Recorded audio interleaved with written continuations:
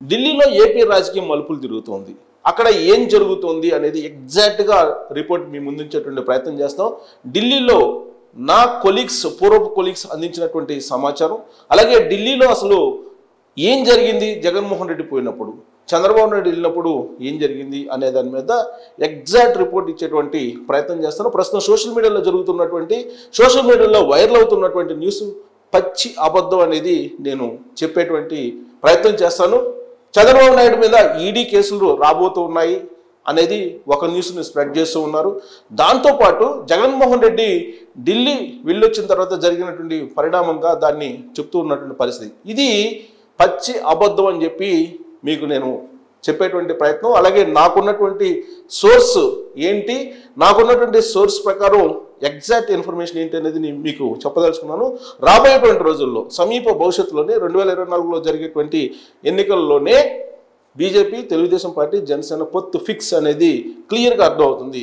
Jaganmohan Reddy Delhi tour utter flop అయింది, ఆయనకి అక్కడ ప్రాధాన్యత లభించలేదు అనేది నాకున్నటువంటి ఇన్ఫర్మేషన్. అక్కడ నరేంద్ర మోడీ తోటి సమావేశమైనటువంటి జగన్మోహన్ రెడ్డి కంటిన్యూషన్లో అమిత్ షా తోటి సమావేశం కావాలి, కానీ ఆయనకి అవకాశం రాలేదు అనేటువంటి పాయింట్ దగ్గరే ఢిల్లీలో ఆయన టూర్ అటర్ ఫ్లాప్ అయిందని చెప్పి మనం భావించడానికి అవకాశం ఉంది. సో దానికి సంబంధించిన బ్రేకింగ్ న్యూస్ చూస్తున్నాం. అమిత్ షా కలవసేటువంటి ప్రయత్నం చేశారు Jaganmohan Reddy. AP CM Jaganmohan Reddy Delhi tour utter flop అయిపోయింది, ఆయన చేసిన ప్రయత్నం ఫలించలేదు. బీజేపీతో సయోధ్య కోసం ఢిల్లీలో జగన్ మంత్రాలు సాగించడానికి ఆయన ఢిల్లీ వెళ్ళారు అనేది చాలా క్లారిటీ ఉంది. ఏపీలో పొత్తులపై ఇప్పుడేం మాట్లాడలేవు అని చెప్పి అమిత్ షా జగన్మోహన్ రెడ్డికి చెప్పేశారు. త్వరలో ఏపీలో పొత్తులు ఒక కొలిక్కి వస్తాయని చెప్పి అమిత్ షా చెప్తూ ఉన్నారు. టీడీపీ జనసంతోనే బీజేపీ ముందుకు వెళ్తుందని ఢిల్లీలో రాజకీయ విశ్లేషకులు చెప్తూ ఉన్నారు. అమిత్ షా వ్యాఖ్యలతో డిప్రెషన్లో వైసీపీ వెళ్ళిపోయింది. Amit Shah no entry board పెట్టేశారు జగన్మోహన్ రెడ్డికి. AP CM Jagan Delhi tour utter flop అయిపోయింది. అమిత్ షాకు సంబంధించినటువంటి అపాయింట్మెంట్ ఆయనకి లభించలేదు. దాదాపుగా 2 వారాల నుంచి అమిత్ షా అపాయింట్మెంట్ని ఆంధ్రప్రదేశ్ ముఖ్యమంత్రి జగన్మోహన్ రెడ్డి కోరుతూ ఉన్నారు.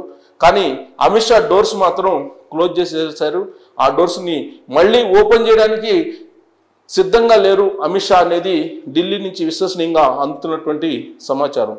తాజా పరిణామాలు ఢిల్లీ వెళ్ళొచ్చిన తర్వాత జగన్మోహన్ రెడ్డి ఏం జరిగింది అనేది సోషల్ మీడియాలో వైఎస్ఆర్ కాంగ్రెస్ పార్టీకి సంబంధించినటువంటి వాళ్ళు మరో రకంగా ట్రోల్ చేస్తూ ఉన్నారు. అవి పచ్చి అబద్ధాలు, చంద్రబాబు నాయుడు మీద ఈడీ విచారణకు ఆదేశిస్తున్నారు అనేది ఏమాత్రం వాస్తవం కాదు కాదు కాదు. ఆడ జరిగినటువంటి సమావేశంలో చంద్రబాబు నాయుడు యొక్క అవసరం రాబోయేటువంటి రోజుల్లో బీజేపీకి ఉంది. అందుకే చంద్రబాబు నాయుడిని పిలిపించుకుంది ఢిల్లీ బీజేపీ పెద్దలు పిలిపించుకొని చంద్రబాబు నాయుడు తోటి మాట్లాడారు. పొత్తుల విషయం, అలాగే సీట్ల షేరింగ్ విషయం కూడా క్లారిటీ రాబోతుంది. అదే జగన్మోహన్ రెడ్డి ఆంధ్రప్రదేశ్ ముఖ్యమంత్రి హోదాలో ఆయనే వెళ్ళారు అపాయింట్మెంట్ కోరి ఢిల్లీకి. వెళ్ళినటువంటి సందర్భంగా ప్రధానమంత్రి నరేంద్ర మోడీ ఫెడరల్ సిస్టంలో ఒక ప్రధానమంత్రి ఒక ముఖ్యమంత్రికి ఇవ్వాల్సినటువంటి అపాయింట్మెంట్ మాత్రమే ఇచ్చారు. అంతకుమించి రాజకీయపరమైనటువంటి అంశాలు ప్రస్తావించడానికి నరేంద్ర మోడీ అవకాశం కూడా ఇవ్వలేదు అనేది పిఎంఓ ఆఫీస్ నుంచి అత్యంత విశ్వసనీయంగా తెలుస్తున్నటువంటి సమాచారం. ఇక్కడే మనం డిఫరెన్స్ కనిపించవచ్చు.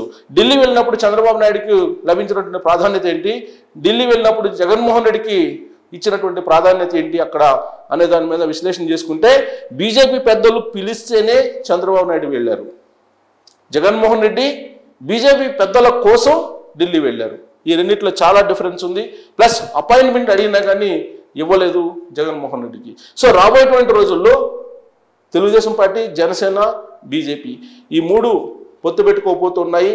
వాస్తవంగా ఇప్పుడు వస్తున్నటువంటి సమాచారం, లేదంటే సోషల్ మీడియాలో వైరల్ అవుతున్నటువంటి సమాచారం ఏంటంటే, చంద్రబాబు నాయుడు ఢిల్లీ వెళ్ళొచ్చిన తర్వాత ఇమీడియట్గా మళ్ళీ పవన్ కళ్యాణ్ వెళ్తారు. పవన్ కళ్యాణ్ వెళ్ళిన తర్వాత మాత్రమే పొత్తులు ఖరారు అవుతాయని చెప్పేసి వినిపిస్తుంది.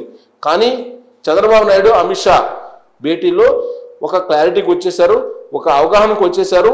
రాబోయేటువంటి రోజుల్లో తెలుగుదేశం పార్టీ, జనసేన, బీజేపీ ఏ విధంగా ముందుకు వెళ్ళాలి అనే దాని మీద కూడా చాలా క్లియర్గా వాళ్ళిద్దరూ మాట్లాడుకున్నారు అనేది నా దగ్గర ఉన్నటువంటి సమాచారం. ఢిల్లీలో నా కొలీగ్స్ ఇచ్చినటువంటి సమాచారం కూడా అదే.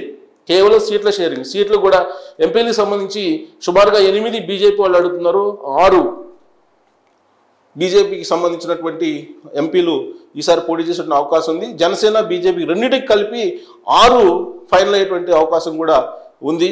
సో జనసేనకి 2 ఎంపీలు, 4 బీజేపీకి ఇచ్చేటువంటి అవకాశం ఉంది. చంద్రబాబు నాయుడు అనేది కూడా సర్క్యులేట్ అవుతుంది న్యూస్ కూడా.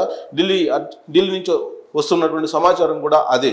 సో ఒకసారి బీజేపీ, తెలుగుదేశం పార్టీ, జనసేన పొత్తు ఖాయమైపోయిన తర్వాత జగన్మోహన్ రెడ్డి యొక్క ఇప్పుడు ఏదైతే చేస్తూ ఉన్నారో ఆయన కొన్ని డిక్టేటర్షిప్ లాగా, లేదంటే ఆయన ప్రభుత్వంలో ఒక ప్రైవేట్ సైన్యం లాగా కొంతమంది పోలీసులను ఉపయోగించుకుంటున్నారు. అలాంటి పోకడలు ఆగిపోతాయి అనేది ఇప్పుడు ఢిల్లీ వర్గాల్లోనే వినిపిస్తూ ఉంది. ఇప్పటి వరకు కూడా జగన్మోహన్ రెడ్డి ఏదైతే అనుకున్నారో అది చేస్తూ వచ్చారు. చాలా సందర్భాల్లో ఒక భయానకమైనటువంటి వాతావరణాన్ని, ఒక ప్యానిక్ సిచ్యువేషన్ని కల్పించేటువంటి, క్రియేట్ చేసేటువంటి పరిస్థితి ఆయన కొంతమంది పోలీసుల ద్వారా చేశారనేది ఢిల్లీలో కేంద్ర నిఘా వర్గాల ద్వారా కేంద్రానికి అందినటువంటి సమాచారం. అందుకే జగన్మోహన్ రెడ్డిని కట్టడి చేసేటువంటి ప్రయత్నానికి కేంద్ర ప్రభుత్వం శ్రీకారం చుట్టింది. నరేంద్ర మోడీ శ్రీకారం చుట్టారు, అమిత్ షా శ్రీకారం చుట్టారు అనేది ఖచ్చితంగా హస్తం నుంచి అందుతున్నటువంటి పక్కా సమాచారం. సో రాబోయేటువంటి రోజుల్లో ఎలక్షన్ కోడ్ వచ్చిన తర్వాత అసలు ఆంధ్రప్రదేశ్లో ఉండేటువంటి చిత్రం ఏంటి అనేది అందరికీ అర్థం కాబోతుంది. అప్పటి వరకు రకరకాల విశ్లేషణలు చేసుకోవచ్చు. జగన్మోహన్ రెడ్డికి తిరుగులేదు అనుకోవచ్చు, లేదా జగన్మోహన్ రెడ్డి హవా కొనసాగుతుంది అనుకోవచ్చు, లేదా చంద్రబాబు నాయుడు అరెస్ట్ చేపిస్తున్నాం అని చెప్పి అనుకోవచ్చు, లోకేష్ అరెస్ట్ చేపిస్తున్నాం అనుకోవచ్చు, లోకేష్ శంకరరావును ఆపేస్తామని చెప్పి అనుకోవచ్చు. ఇవన్నీ కూడా జరగనటువంటివి అనేది ఇప్పుడు ఢిల్లీ నుంచి అందుతున్నటువంటి పక్కా సమాచారం. కేంద్ర ప్రభుత్వం నిఘా వర్గాల ద్వారా అసలు ఆంధ్రప్రదేశ్లో ఏం జరుగుతుంది అనే దాని మీద పూర్తి సమాచారాన్ని తీసుకుంది అనేది నిఘా వర్గాల ద్వారా అందుతున్నటువంటి సమాచారం. దొంగ ఓట్ల దగ్గర నుంచి, ఎవరైతే జర్నలిస్టులు ఉన్నారో వాళ్ళ మీద అణిచివేత నుంచి, అలాగే ఏపీసీఐడి వాలకం దగ్గర నుంచి, అరెస్టుల పర్వం దగ్గర నుంచి, సోషల్ మీడియాని ఏ విధంగా కట్టడి చేస్తూ ఉన్నారు అనే దగ్గర నుంచి మొత్తం సమాచారం కేంద్ర హోంశాఖ సేకరించింది. అంతేకాదు మతపరమైనటువంటి వ్యవహారాలను కూడా చాలా సీరియస్గా క్షుణ్ణంగా అధ్యయనం చేసింది అనేది నిఘా వర్గాల ద్వారా అందుతున్నటువంటి సమాచారం. అందుకే అల్టిమేట్గా బీజేపీ, తెలుగుదేశం పార్టీ, జనసేన పొత్తు అనేది కన్ఫర్మ్ కాబోతుంది. కన్ఫర్మ్ అయ్యేటువంటి అవకాశం ఉంది. అది కన్ఫర్మ్ అయిన తర్వాత మొత్తం టోటల్ సినిమా ఆంధ్రప్రదేశ్లో మారేటువంటి అవకాశం ఉంది. ఈ పొత్తు కారణంగా జగన్మోహన్ రెడ్డికి మేలు జరుగుతుందని చెప్పి అనుకునేటువంటి వాళ్ళకు కూడా ఇప్పుడు పూర్తిగా లెక్కలు భిన్నంగా కనిపించేటువంటి పరిస్థితి కూడా ఉంది. బీజేపీతో పొత్తు పెట్టుకుంటే నష్టం అని చెప్పి అంచనా వేసేటువంటి వాళ్ళకు కూడా ఇప్పుడు మింగుడు పడినటువంటి పరిస్థితి ఏర్పడబోతుంది. ఎందుకంటే ఆల్రెడీ హిందూ భావజాలంతో, అయోధ్య ప్రాణ ప్రతిష్టతోటి దేశవ్యాప్తంగా కూడా బీజేపీ యొక్క హవా నడుస్తూ ఉంది అనేటువంటిది వినిపిస్తూ ఉంది. అంతేకాదు బీజేపీతో కనుక పొత్తు పెట్టుకున్నందువల్ల తెలుగుదేశం పార్టీ అలాగే జనసేన క్యాడర్కి కొంత మోరల్ సపోర్టు ఉండేటువంటి అవకాశం ఉంది కేంద్రం నుంచి కూడా అనేది ఇప్పుడు వినిపిస్తుంది. అది ఒక పెద్ద పాజిటివ్ పాయింట్ జనసేనకి అలాగే తెలుగుదేశం పార్టీకి. ఇప్పటి వరకు జగన్మోహన్ రెడ్డి అణిచివేత ఏదైతే ఉందో దాన్ని కేంద్ర నిఘా వర్గాలు స్పష్టంగా కేంద్ర ప్రభుత్వానికి తెలియజేసినట్టు తెలుస్తుంది.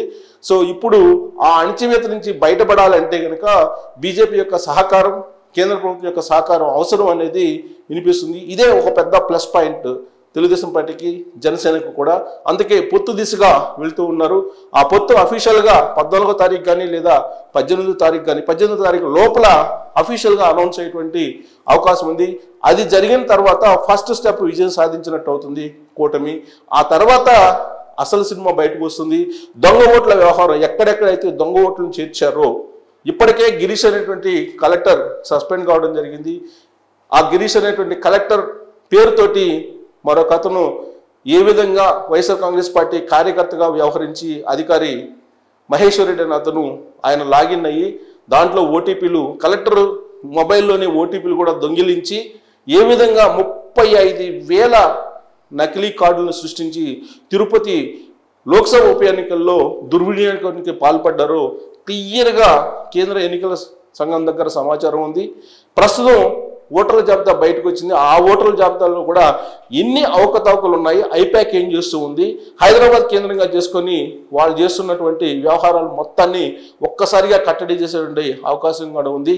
దాంతో ఇప్పటి వరకు వైఎస్ఆర్ కాంగ్రెస్ పార్టీ నమ్ముకున్నటువంటి దొంగ ఓట్ల వ్యవహారం కానీ లేదా రిగ్గింగ్ వ్యవహారం కానీ లేదా కొంతమంది అసాంఘిక శక్తులతోటి ఏదో చేసేటువంటి అవకాశం ఉంది అనేటువంటి ఒక ప్రచారం జరుగుతుంది. దాంతో ఒక పానిక్ సిచ్యువేషన్ కూడా ప్రత్యర్థుల్లో విపక్షాల్లో ప్రత్యేకించి ఉంది కాబట్టి అది కూడా తొలగిపోయేటువంటి అవకాశం ఉంది. దీంతో ఎన్నికలకు చాలా క్లియర్గా కూటమి వెళ్ళేటువంటి అవకాశం ఉంది. అంతిమంగా జగన్మోహన్ రెడ్డి గద్దె దిగేటువంటి అవకాశం ఉందనేది కేంద్ర నిఘా వర్గాలు అంచనా వేస్తుంది, బీజేపీ కూడా అంచనా వేస్తుంది. అందుకే ఇప్పుడు బీజేపీ తెలుగుదేశం పార్టీ జనసేన తోటి కూటమి కట్టాలని ప్రయత్నం చేస్తుంది. దాని కారణంగానే చంద్రబాబు నాయుడును ఢిల్లీ పిలిపించుకొని మాట్లాడటం జరిగింది.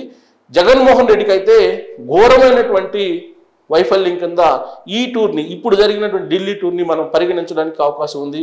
నరేంద్ర మోడీని కలిసి వచ్చిన తర్వాత బయటకు వచ్చినటువంటి మీడియా ముందు కూడా జగన్మోహన్ రెడ్డి మాట్లాడడానికి ఆయన సాహసించలేకపోయారు. పివి నరసింహారావుకి భారతరత్న అవార్డు మీద స్పందించాలని చెప్పి అడిగినప్పుడు కూడా సాయిరెడ్డి స్పందిస్తారంటూ ఆయన తప్పించుకునేటువంటి ప్రయత్నం చేయటం అనేది ఇది టోటల్ భారతదేశంలోని చర్చ జరుగుతుంది. ఒక రాష్ట్ర ముఖ్యమంత్రి ఆ రాష్ట్రానికి సంబంధించిన లేదా తెలుగు ప్రజలకు సంబంధించినటువంటి ప్రతినిధిగా లేదా తెలుగు ప్రజలకు ఒక గుర్తింపించినటువంటి పివి నరసింహారావు లాంటి మేధావి, సంస్కరణలకు ఆజ్యం పోసినటువంటి, సంస్కరణలను తీసుకొచ్చినటువంటి పివి నరసింహారావుకు భారతరత్న ఇస్తే సగర్వంగా మీడియా ముందు వచ్చి ఆయనకి కేంద్ర ప్రభుత్వానికి ధన్యవాదాలు చెప్పాలి, పివి నరసింహారావు గారి గురించి ఒక 2-3 మాటలు చెప్పి సంతోషంగా ఆయన మాట్లాడాలి మీడియా ముందు. కానీ జగన్మోహన్ రెడ్డి పివి నరసింహారావుకి భారతరత్న ఇవ్వడానికి మీద కూడా స్పందించడానికి ఇష్టపడకుండా వచ్చారని అంటే నరేంద్ర మోడీ భేటీ ఏ విధంగా జరిగింది అనేది మనం వేరే చెప్పవసరం లేదు. సో పక్కాగా నాకున్నటువంటి సమాచారం ప్రకారం అట్టర్ ఫెయిల్యూర్ అయింది జగన్మోహన్ రెడ్డి యొక్క ఢిల్లీ టూరు. ఆయన ఏమైతే ఆశించి ఢిల్లీ వెళ్ళారో దాంట్లో 0% కూడా సాధించలేకపోయారు అనేది చాలా క్లియర్గా అర్థమవుతుంది. నరేంద్ర మోడీ అపాయింట్మెంట్ కూడా కేంద్ర ఆర్థిక శాఖ మంత్రి నిర్మలా సీతారామన్ ద్వారా ఆయన కలిశారనేది కూడా ఇంకొక ఇన్ఫర్మేషన్ కూడా ఉంది. వాస్తవంగా ప్రధానమంత్రి నరేంద్ర మోడీ కూడా జగన్మోహన్ రెడ్డి తోటి భేటీ కావడానికి ఇష్టపడలేదు అనేది ఢిల్లీ వర్గాల నుంచి అందుతున్న సమాచారం. అయితే నిర్మలా సీతారామన్ని కలిసి నిర్మలా సీతారామన్ ద్వారా పార్లమెంట్లో మాట్లాడి ఆ తర్వాత నరేంద్ర మోడీ తోటి అపాయింట్మెంట్ పెట్టించుకున్నారనేది మరొక సమాచారం కూడా ఢిల్లీ నుంచి వస్తూ ఉంది. నాకున్నటువంటి నా సర్కిల్లో నా కొలీగ్స్ ఇచ్చినటువంటి సమాచారం అది. పక్కాగా ఢిల్లీ టూర్ అట్టర్ ఫెయిల్ అయిందని చెప్పి జగన్మోహన్ రెడ్డిది మనం చెప్పుకోవచ్చు.